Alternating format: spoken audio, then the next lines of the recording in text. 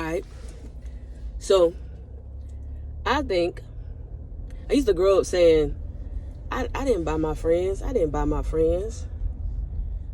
But now I realize I did buy my friends.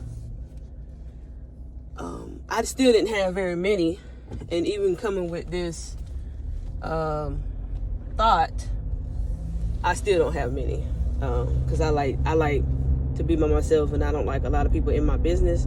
And I'm not gonna call myself necessarily an introvert. That's just my personality, you know what I mean? So how did I buy my friends? I always use it as, man, I just like to help people. But when I look back over it, I was helping people that wasn't helping me back. And it's not the same as when you're doing something for charity, or, you know, you dropping some extra money in somebody's canister or things like that. Like, nah, you know, you going all out for this particular friend or friends, and, you know, you allowing yourself to be in situations that you know your consciousness is like, get out, you know you're not supposed to be here, but you like, I don't want to offend my friend or friends. Like, those things add up.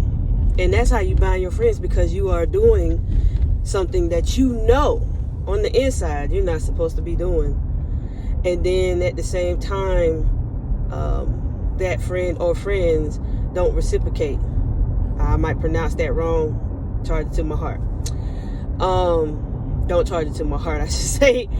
But anyway, and so what has happened is God has allowed me to set up boundaries, because pretty much my entire life up until this point, I never had any, because I'm just thinking I'm being a good friend, you know, you'll give it back to me whenever. I'm not sitting here waiting on you to give it back, because I also know that what I do for others may or may not do for me. And even with that logic, it still hurts a little bit when now you need someone and you can't find the person.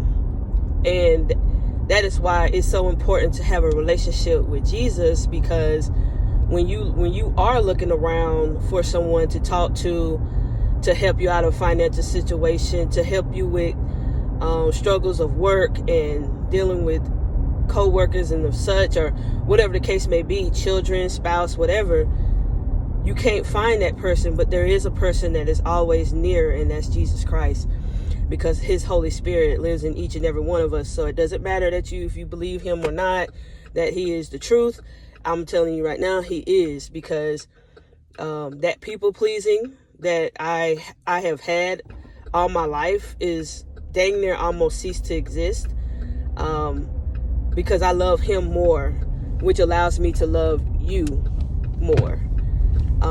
Because you hear people all the time, which I never said it, but you hear people all the time like, I don't love people, I don't like people, I should say. They might say it that way, they might use the word like, but that's not of God. And you cannot say you are a believer of Jesus Christ and don't like people, because he wants us out here serving our brothers and sisters.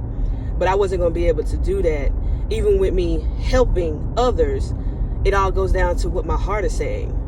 You know, am I just doing this because I know it's the right thing to do? Or am I doing this because I want to?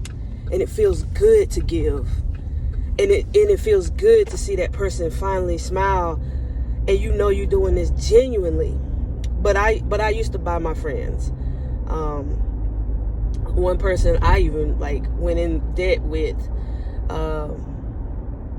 and I always got myself out of it because I didn't go too far. But you shouldn't. It says it's in Proverbs chapter 17 and some other places that you do not co-sign for someone else. If you're going to give, you give and have the expectation that they will not give back, and you do it and you go on about your business.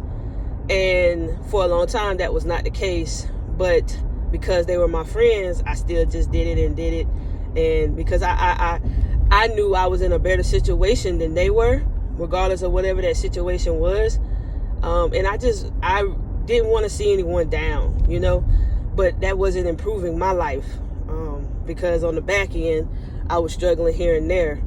But through Christ, through it all, he has allowed me to set boundaries. He has allowed me to say no and say it with gentleness and still be kind and still understand that rejection is still going to come. I was rejected even when I was giving to friends and others, and I'm gonna still be rejected even after I'm setting boundaries and saying no, because now I'm actually saying no.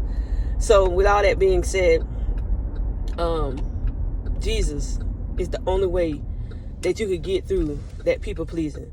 Jesus is the only way that you could say no and still be gentle and still be kind. Jesus is the only way for you to actually walk this life out in abundantly, in obedience. So if you're out there buying your friends, stop and let God do it. All right?